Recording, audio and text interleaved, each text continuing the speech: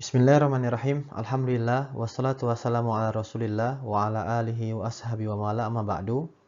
Kaifa halukunna wa anak-anakku kelas 12 putri. Alhamdulillah kita akan memulai kembali belajar secara online setelah sebelumnya kalian di kelas 11 dan berlanjut dengan masa masih pandemi qadarullah. Alhamdulillah ala kulli hal. Dan di kelas 12 ini insyaallah Antunna bersama Ana edisi Siswanto akan mencoba membahas lanjutan dari pelajaran-pelajaran di kelas 10 dan 11. Anda ingatkan di SMA matematika itu ada dua, matematika wajib kemudian matematika peminatan. Kita akan memulai dulu dengan matematika wajib. Setelah semua bab selesai kita bahas, baru kita akan lanjut kepada matematika peminatan. Nah, matematika wajib di kelas 12, bab pertamanya adalah tentang geometri ruang. Nah, ketika mengingat tentang geometri, kita ingat tentang apa? Ya, 3 dimensi. Karena ada geometri ruang 3 dimensi maksudnya ya. Karena ada geometri bidang datar yang masih bicara tentang dimensi 2. Oke, Anda lanjut ke pembahasannya. Benda ruang itu banyak bentuknya, tapi kita akan kenal beberapa yang sudah sangat terkenal, sudah familiar, kita kenal dari SD bahkan. Pertama yang seperti yang Anda gambarkan pada slide ini, yaitu tentang kubus. Secara definisi, kubus adalah bangun ruang yang dibatasi oleh 6 buah persegi yang kongruen. Ada kata yang kalian kenal di kelas 9 ini, yaitu kongruen. Apa itu kongruen? Kongruen itu secara makna adalah dua benda sama bentuknya dan sama ukurannya. Jadi sama-sama persis bentuk dan ukuran. Barulah dikatakan kongruen. Kalau hanya sama bentuk, tapi tidak sama ukuran, misalkan seperti dua persegi panjang ini. Bentuknya sama persegi panjang, tapi ukurannya satu kecil, satu besar. Maka ini bukan kongruen namanya. Tapi apa? Mudah-mudahan masih ada ingat. Sama bentuk, tidak sama ukuran, maka kita sebut dengan istilah sebangun. Oke. Kubus punya banyak unsur. Coba kita lihat dulu nih. Yang pertama dari nomor 1, rusuk. Anak ingatkan kembali, rusuk itu ya di sini disebutkan 12 buah ya. Contohnya yang merah ini rusuk tegak. Ada AE, BF, CG, DH. Itu baru 4. Yang lain di mana? Oke, misalkan yang di atas ya, vertikal gitu ya. AB, CD, EF, GH. Itu sudah 12, sudah 8, 4 tambah 4. Kemudian terakhir yang menghadap ke depannya. AD, BC, FG, dan EH. Itu 12 rusuk pada kubus. Pindah ke nomor 2, yaitu bidang sisi. Bidang sisi ada 6 buah. Oke. Mana bidang sisi? Ya, sisi-sisinya. Pertama yang ya, depan belakang 2, kemudian kiri kanan ada 2 juga, dan terakhir apa? Atas bawah. Itu namanya bidang sisi. Mungkin ada beberapa buku cuma menyebut saja sisi gitu ya. Atau bahkan nyebutnya bidang pada kubus, boleh. Tapi di sini lengkapkan bidang sisi. Kemudian poin 3 tentang titik sudut. Ada berapa? Ada 8, pasti tahu ya sudut-sudutnya ya. Ada A, ada B, C, D, E, F, G, dan H. Ada 8. Kemudian ada diagonal sisi. Diagonal sisi ada 12 buah. Mana? Misalkan EB, AF. Itu diagonal sisi ada 2. Kemudian di belakang ada HC, ada DG. Depan belakang sudah ada 4. Kemudian ada kanan kiri BG, FC. Kemudian ada di sisi kiri misal ED, AH. Mana lagi nih? Oke, lihat. EG, FH. Kemudian di bawah AC, DB. Total ada 12 buah diagonal sisi. Oke, paham ya? Nah, sekarang pindah ke poin 5. Bagian dari unsur kubus adalah diagonal ruang. Mana diagonal ruang? Ada 4 buah. Contohnya HB, AG, EC, DF. Habis cuma ada 4. Kemudian yang terakhir unsurnya adalah di bidang diagonal. Kalau depan itu nomor 5 tadi diagonal ruang, jadi dia garis. Sekarang bidang diagonal. Ada 6 katanya. Mana kita coba lihat ya. Ada ACGE yang pertama. Kemudian BDHF. 2 sudah. Kemudian apa lagi? BCHE. Lanjut ADFG. Kemudian ABGH. Dan terakhir CDF. Ada 6. Setelah membahas unsur pada kubus, kita lihat lagi apa berikutnya. Rumus-rumusnya tentunya. Pelajarannya sudah lewat sebenarnya di SD ya. Ada tentang volume. Misalkan kalau kita ibaratkan rusuk ini permisalan sisinya itu lambangnya R. Karena ada buku S sama ya. Kalau R maka rumus volumenya adalah R pangkat 3. Kemudian luas permukaannya adalah 6R kuadrat. Kemudian diagonal sisinya R akar 2. Yang ini ya. BE itu. R akar 2. Kemudian diagonal ruangnya R akar 3. Yang mana tadi? Yang melintang di tengah ruangan ya. Kemudian ada luas bidang diagonal. Mana bidang diagonal tadi? Seperti ini. Luasnya adalah R kuadrat dikali akar 2. Bisa dicari dengan rumus luas persegi panjang tentunya. Oke. Itu kubus ya. Oke. Kita lanjut ke contoh soal ya. Ini contoh soal yang pertama. Lihat soalnya. Diketahui kubus ABCD dengan panjang rusuknya 5 cm itu. Tentukanlah pertama panjang diagonal bidang, panjang diagonal ruang, luas bidang diagonal, volume kubus, dan luas permukaan kubus. Oke, kita akan membahas satu-satu. Pertama yang A. Panjang diagonal bidang. Tadi rumusnya apa? Oke, panjangnya 5, saya lupa ya. Rumusnya adalah R akar 2. Ya, R-nya sudah 5. Maka tinggal jadikan ya 5 akar 2. Atau juga bisa pakai Pitagoras. EB ini diagonalnya, diagonal sisi atau diagonal bidang. Kemudian kita pakai segitiga ABE, pakai Pitagoras. 5 kuadrat tambah 5 kuadrat itu sama dengan 50. Diakarkan maka jadilah ini ya. Oke, 5 akar 2. Pindah ke soal B. Panjang diagonal ruang. Tadi rumusnya apa? Diagonal ruang itu rumusnya adalah R akar 3. Maka tinggal ganti R-nya dengan 5. Jadilah 5 akar 3. Kan gitu ya. Tapi bisa juga dengan Pitagoras. Contohnya EC ini adalah diagonal ruang. Kemudian kita tahu buat segitiga ACE, AE-nya 5, AC-nya berapa? Diagonal bidang, maka AC-nya 5 akar 2. Tinggal kita pakai Pitagoras, nanti ketemu jawabannya 5 akar 3. Pertanyaan ketiga, luas bidang diagonal. Oke, bidang diagonal itu rumusnya R kuadrat akar 2. Oke, 25 akar 2 jawabannya. Tapi kalau secara gambar pasti bentuknya sebuah persegi panjang. Tinggal kita masukkan saja nilainya. AC tadi 5 akar 2 kan, sedangkan panjang dan lebarnya ada 5. 5 dan 5 akar 2 kalikan 25 akar 2. Sedangkan sisanya adalah tentang volume. Lebih gampang lagi. R pangkat 3, 5 pangkat 3, 125. Kemudian luasnya adalah 6R kuadrat. 6 kali 25 ketemunya 150. Itu contoh soal yang pertama. Soal yang kedua. Diketahui kubus ABCDFGH dengan ukuran diagonal ruang 5 akar 6 cm. Jadi dia diagonal ruangnya udah ketahui nilainya. Bertanya tentukanlah volume kubusnya. Oke, kalau kita gambar di sebuah kubus ABCDFGH, kemudian kita diberikan di sana diagonal ruang yang ukurannya 5 akar 6, maka apa rumus diagonal ruang? Oke, yang masih ingat tadi rumusnya apa? Ya, ini rumusnya. R akar 3. Maka buat dia sama dengan R akar 6. Akar 3-nya ke kanan jadi pembagi.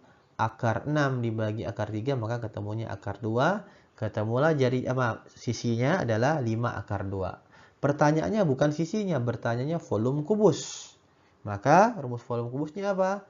R pangkat 3. Masukkan 5 akar 2 ke R, maka ketemu jawabannya 250 akar 2. Itu ya, untuk contoh soal yang kedua. Mudah-mudahan kalian paham. Oke, kita lanjut ke bangun ruang yang kedua, kembarannya kubus, yaitu balok ya. Kenapa Anda sebut kembaran? Karena secara unsur-unsur sama ya. Kalau kita lihat unsurnya itu rusuknya ada 12, kemudian bidang sisinya ada 6, titik sudutnya ada 8, kemudian diagonal sisinya ada 12 buah, diagonal ruangnya ada 4 buah, dan bidang diagonalnya 6 buah. Sama persis seperti kubus. Cuma di rumus, karena balok itu punya panjang, punya lebar, punya tinggi, maka volumenya adalah panjang kali lebar kali tinggi. Kalau kubus tadi apa? S kali S kali S atau S pangkat 3. Luasnya adalah 2 kali dari jumlah panjang lebar, panjang kali tinggi, lebar kali tinggi, jumlahkan. Kemudian panjang diagonal ruangnya adalah akar dari panjang kuadrat tambah lebar kuadrat ditambah tinggi kuadrat. Itu balok ya. Kita lihat contoh tentang balok. Diketahui balok ABCD EFGH dengan ukuran rusuk AB 5, AD 4, dan AE 3. Tentukanlah A volume balok, B luas permukaan balok, C panjang diagonal bidang BG, D panjang diagonal ruang, E luas bidang diagonal BDHF. Oke, kita bahas satu-satu. Pertama apa? Volume. Tapi kita lihat dulu di sebuah balok, unsur-unsurnya punya panjang 5, lebar 4, kemudian tingginya 3. Itu ya dulu ya. Oke. Maka volumenya bagaimana? Rumusnya kan sudah ada. Panjang kali lebar kali tinggi, maka 5 kali 4 kali 3. Sama dengan berapa? Sama dengan 60. Oke, cm pangkat 3 atau cm kubik. B tadi pertanyaan apa? Bertanya luas. Oke, tinggal masukkan saja. 5 kali 4, 5 kali 3, 4 kali 3, jumlahkan kali 2 ya, maka ketemulah luas permukaannya adalah 94 cm kuadrat. Pertanyaan yang C, apa? Panjang diagonal bidang BG. Ini BG. Maka kelihatan dia bisa menjadi segitiga siku-siku, segitiga BCG ya. Oke. Kita hitung yang Pitagoras, 4 kuadrat tambah 3 kuadrat, ketemunya 25, diakarkan maka 5 cm. Itulah panjang BG. Kita lanjut. Kemudian diagonal ruang AG. Maka tinggal pakai rumus diagonal ruang. Tadi apa? Akar panjang kuadrat tambah lebar kuadrat tambah R kuadrat. Maka ketemu 5 kuadrat, 4 kuadrat, 3 kuadrat, jumlahkan 50, diakarkan maka 5 akar 2. Itulah panjang diagonal ruang pada balok tersebut. Sekarang luas bertanya. Apa? Luas bidang diagonal. Maka tinggal jadikan dia sebuah persegi panjang. BD kali DH nih. Oke. BD-nya dihitung dulu dengan Pitagoras. Ketemu 5 kuadrat tambah 4 kuadrat. Itu sama dengan 41. Kalikan DH. Oke, DH sudah ada dari soalnya. Maka ketemu jawabannya 3 akar 41 cm. Itu luas dari bidang diagonal BDHF pada soal yang kelima atau soal E. Oke, Anda pindah ke bangun ruang yang ketiga, yaitu prisma. Oke, sering mendengar ya, tapi mungkin akan sering kebalik takutnya. Prisma, limas, limas, prisma gitu ya. Tapi intinya kita ulang kembali lah. Prisma itu ciri khasnya ini. Dibatasi oleh dua bidang sejajar dan kongruen. Maksudnya yang mana? Nih, sejajar itu alas dan tutupnya, atas dan bawahnya, sejajar. Dan kongruen. Apa tadi kongruen? Bentuknya sama, ukurannya juga sama. Oke. Lihat rumus-rumus pada prisma. Apa pertama? Luas permukaan. Apa dia? 2 kali luas alas, kemudian ditambah keliling alas kali tinggi. Oke. Jadi keliling alasnya kiri, kanan, belakang itu dijumlahkan, baru kalikan tingginya ya, tinggi di sini gitu. Oke.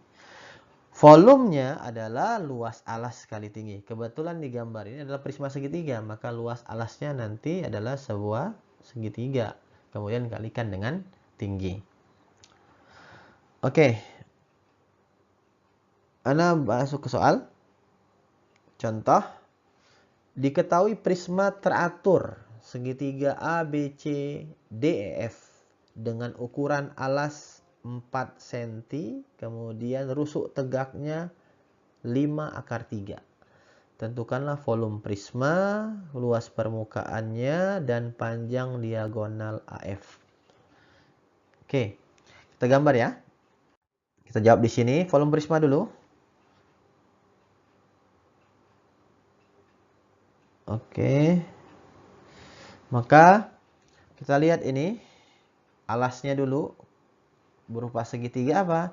Segitiga sama sisi, maka otomatis sudutnya 60 derajat. Ketika ada sebuah sudut ini ya, diapit kedua buah sisi, maka rumusnya bisa kita hitung luas segitiganya pakai rumus pakai sin nih. Ini rumusnya. Setengah kali sisi kiri kali sisi kanannya kali sin dari sudut tengah-tengahnya. Setengah kali 4 kali 4 kali sin dari 60. Berapa sin 60? Setengah akar 3. Hitung. Maka dapatlah luasnya, baru luas alas ya, 4/3. Nah, volume itu adalah luas alas dikali tinggi ini. Tinggal kalikan, tingginya sudah ada di soal. Maka 4/3 dikali 5/3 dapatnya 60 cm pangkat 3 ya. Ini pangkat 2 salah. Mestinya pangkat 3. Oh, maaf. Ya benar, pangkat 3. Oke. Lanjut soal berikutnya. Luas permukaan prisma, apa tadi rumusnya? Ada ingat? Oke. Tadi alasnya sudah tahu luasnya, kemudian tingginya tahu, tinggal ya dijumlahkan alasnya kalikan 2, keliling alasnya kalikan tinggi, 2 kali 4/3 tambah 4 tambah 4 tambah 4 ya, semuanya sama ya, 5/3. Kemudian dapatlah terakhirnya 68/3 cm pangkat 2. Oke, itu yang B. Kemudian diagonal AF pakai apa? Pakai Pitagoras tentunya. AC kuadrat tambah CF kuadrat, maka ketemu 16 tambah 75 91 diakarkan akar 91 cm. Oke, bangun keempat itu limas. Tadi prisma, sekarang limas ya. Oke. Limas itu adalah bangun ruang yang dibatasi oleh segitiga-segitiga yang bertemu pada satu titik atas, itu yang merah, dan oleh alas segi yang banyak. Kebetulan di sini segi 4 yang diambil. Oke. Kita lihat suatu limas dikatakan limas teratur jika, lihat poin 1 apa? Ini. Bidang alasnya berupa segi n beraturan, kemudian proyeksi puncak itu yang merah ini. Bidang alas berimpit dengan pusat lingkaran luar bidangnya. Jadi kalau kena cahaya dari atas, bayangannya pas jatuh di tengah sini kan gitu ya. Itu maksudnya. Oke. Kemudian rumus-rumusnya, pertama luas adalah luas alas kali luas segitiga di dindingnya. Karena dindingnya pasti berbentuk segitiga. Kemudian volumenya luas alas kali tinggi, depannya tambahin 1/3. Kerucut pun 1/3 prinsipnya. Ketika lancip, maka rumus volumenya itu ditambahkan 1/3 di depannya. Luas alas kali tinggi kali 1/3. Contoh untuk limas, ini satu soal saja, terakhir ya. Diketahui limas TABCD dengan rusuk 8 AB, AD-nya 6, AT-nya 9. Tentukanlah A, tinggi limas, B, volume limas, dan C, luas bidang ABT. Oke, kita bahas satu-satu. Pertama, tinggi limas. Di sini TP lambangnya ya. Maka kita bisa pakai apa? Pakai Pitagoras. Tapi kita butuh dulu cari AC. AC bisa dihitung dengan segitiga ABC. Maka kita hitung, lihat ada AB kuadrat ditambah BC kuadrat, 8 kuadrat tambah 6 ketemunya 100 diakalin 10. Oh, ternyata AC 10. Maka AC kita belah 2. Ambil setengahnya saja. Berapa AP? 5. Oke. Maka 5 cm kita konsentrasinya bagi segitiga APT sekarang. Pitagoras kita pakai. Maka kita hitung AT kuadrat dikurang AP kuadrat untuk mencari PT kuadrat. 9 kuadrat kurang 5 kuadrat sama dengan 56, maka akar 56 alias kalau dikecilkan atau disederhanakan 2 akar 14. Itulah panjang PT. Alias apa PT tadi? Tingginya limas. Oke, ketemu ya. Kita lanjut dengan soal berikutnya. Volume tadi adalah setengah kali luas alas kali tinggi. Oke, ternyata alasnya bentuknya apa? Persegi panjang ya, 8 kali 6. Tingginya barusan ketemu dari soal yang A kan, tadi 2 akar 14. Tinggal ditambahkan perkalian sepertiga depannya, maka dapatnya 32 akar 14. Itu soal yang B, yaitu volume limas. Volume limas, maaf. Dan terakhir, luas bidang ABT pada limas tersebut. Ya, kita lihat tadinya kan diketahui AB-nya itu kan 8 ya. Oke. Susah nulisnya, maaf. 8 ini pakai jari itu ya. Kemudian dibelah 2, ini kiri kanan jadi 44. Kemudian kita hitung aja TQ-nya. 9 kuadrat kurangkan 4 kuadrat kan ketemu TQ yang ini. Maka dapatnya 65, TQ-nya akar 65. Tapi yang cari apa? Luasnya kan pakai rumus luas alas kali tinggi. Setengah AB kali TQ. AB tadi 8, TQ-nya 6 akar 65, maka dapat 4 akar 65. Ini video pertama untuk sub bab pertama di geometri. Kalian bisa mencoba latihan di bagian kuis pada Google Classroom ini. Insya Allah mungkin akan lebih jelas lagi ketika pada session live streaming di Google Meet. Insya Allah di sana bisa bertanya jikalau ada atau kalian sudah membaca modul yang Ana share, kemudian juga melihat beberapa soal-soalnya. Jadi insya Allah bisa dimanfaatkan. Cukup sekian dari Ana ya. Tetap belajar dengan kondisi apapun. Alhamdulillahirabbil alamin. Barakallahu fikunna. Wassalamualaikum warahmatullahi wabarakatuh.